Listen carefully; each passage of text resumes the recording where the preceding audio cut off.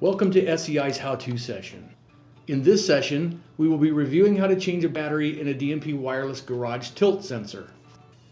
Before we begin, we highly recommend placing your system on test by contacting our customer care center at 1-800-279-3667.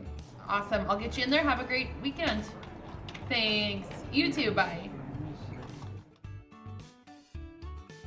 First, locate the garage tilt sensor on your garage door. Next, with a firm grip, lift the sensor upward to remove the device from the mount. With the sensor in hand, carefully remove the battery from the device.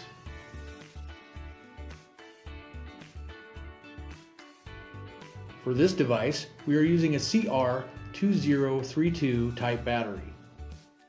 With the new battery in hand, insert it back into its slot with the label or positive side up. Lastly, attach the sensor back to the mount. And that's it! For more questions or concerns about your home security system, feel free to give us a call at 1-800-279-3667 or visit us on our website at www.sei-security.com. SEI, the sign of security since 1969.